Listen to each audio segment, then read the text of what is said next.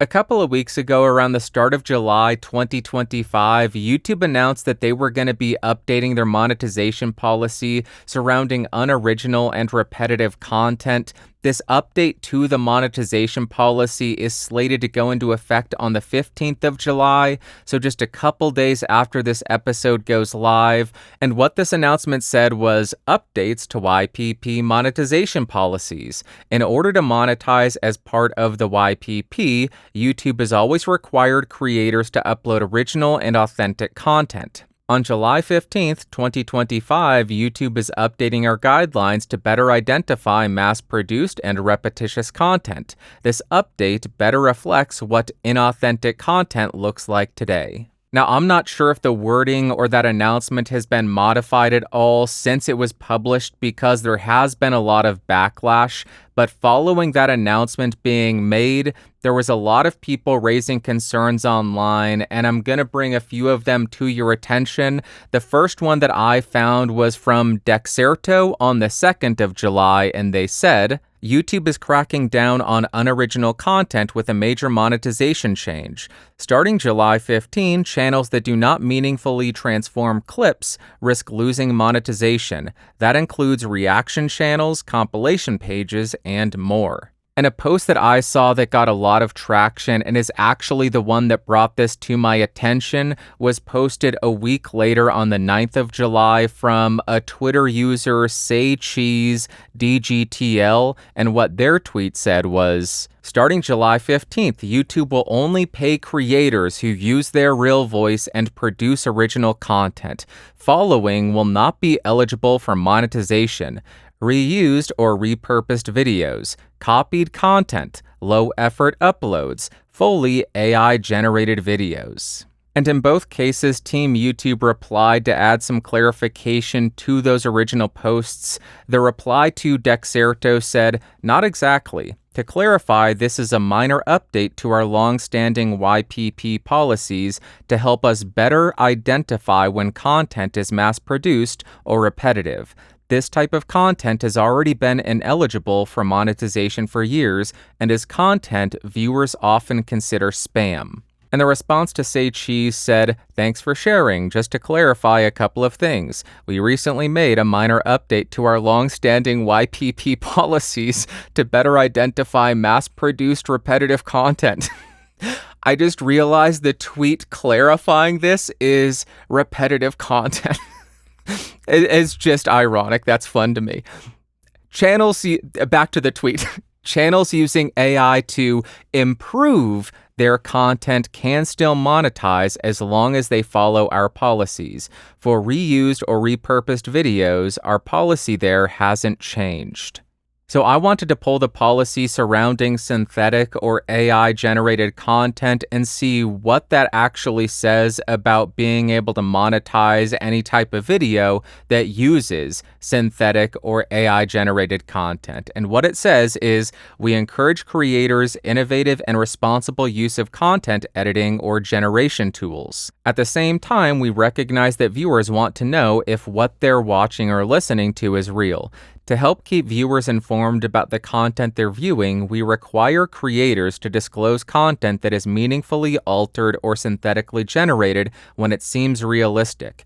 Creators must disclose content that makes a real person appear to say or do something they didn't do, alters footage or a real event or place, generates a realistic-looking scene that didn't actually occur.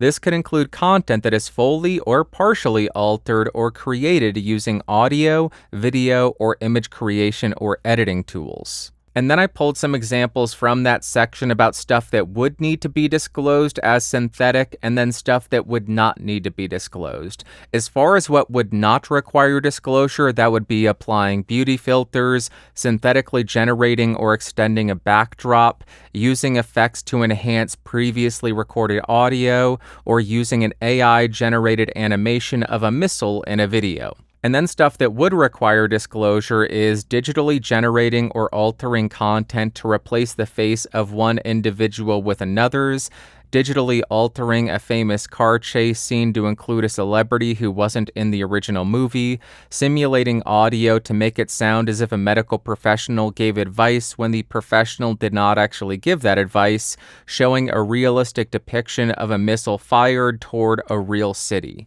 And then diving a little bit more into the actual YPP monetization policy, they state at the beginning what we check when we review your channel. If you're making money on YouTube, your content should be original and authentic. This means what we expect your content to be your original creation. If you borrow content from someone else, you need to change it significantly to make it your own. Not be mass-produced or repetitive. It should be made for the enjoyment or education of viewers rather than for the sole purpose of getting views. Our reviewers will check your channel and content against our policies. Since they can't check every video, our reviewers may focus on your channel's main theme, most viewed videos, newest videos, biggest proportion of watch time, video metadata like titles, thumbnails, descriptions, your channel's about section. The above are just examples of content that our reviewers may assess. Note that our reviewers can and may check other parts of your channel to see whether it fully meets our policies. That is all well and good, but Renee Ritchie, who is the YouTube liaison, if I remember correctly, actually put out a video on the YouTube Insider channel addressing a lot of these concerns because there seems to be a lot of confusion. So let's go ahead and play that and see what he had to say about these changes and the claims that people were making. Wow, but there has been some confusion around the minor YouTube Partner Program update coming July 15, 2025.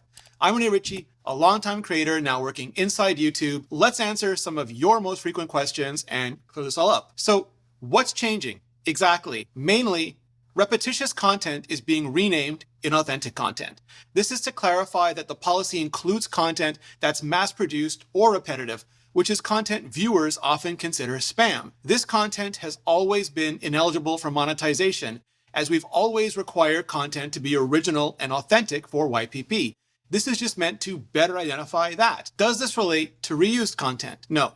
There are no changes to YouTube's reused content policies on clips, compilations, reaction content. All of this can continue to be monetized if you've added significant original commentary, modifications, or educational or entertainment value to the original video. What about AI content? YouTube welcomes creators using AI tools to enhance storytelling, and channels that use AI in their content remain eligible for monetization. YouTube provides AI tools to creators, including auto-dubbing, dream screen, and more.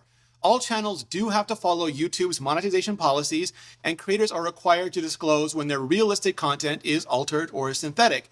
And that's true regardless of how the content is created. Can you give some examples of what is considered mass-produced content? Sure thing. Channels that upload narrated stories with only superficial differences between them, channels that upload slideshows that all have the same narration, basically content that viewers often consider to be spam. That's it. And the last post that I want to share is again from Team YouTube on X or Twitter. This was posted in response to somebody who was asking for clarification because they have English as a second language, if I'm not mistaken, and they use an AI voice generation tool to dub their videos. So they asked, is my videos or are my videos going to be demonetized? And Team YouTube's response was, we understand how important this is. Creators can use AI to enhance their content, and channels that use AI are eligible for YPP. All channels in YPP need to follow our monetization policies, and creators are required to disclose when their realistic content is altered or synthetic.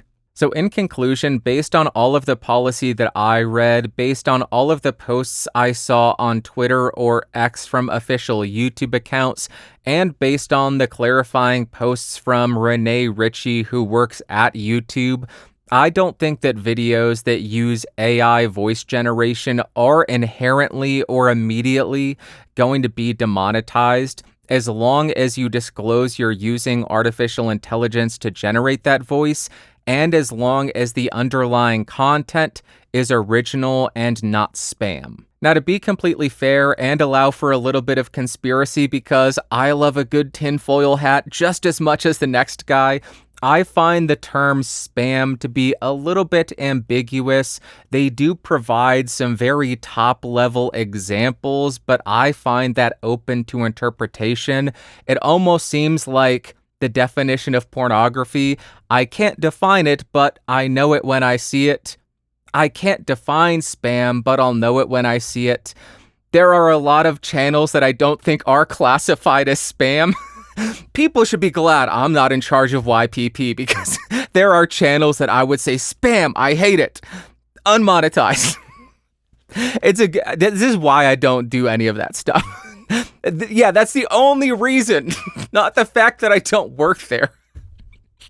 It's a good thing I don't work there. AI voice, unmonetized. AI channel runners and all of the faceless channel producers, take it easy. I am just joking around. But seriously, if I was in charge of YPP, every video I came across that had an AI voice, demonetized, and I'd kick you off of YouTube immediately. Just kidding, but seriously. I don't think there's anything else that I need to say here, because right now, it's a waiting game. We need to see what the final policy actually says, how it's implemented, because I don't see the change in the policy currently. When that's available, if there's anything worth discussing, I'll discuss it on the podcast, but for the time being, my interpretation of all of the information is, as long as you don't spam YouTube with a bunch of AI-generated slop, garbage, trash, you ought to be fine. Even if you're using AI voices in your videos, even if you're using AI-generated images in your videos, as long as everything is properly disclosed and the content is original, you should be fine in the YPP, and your videos should still be monetizable.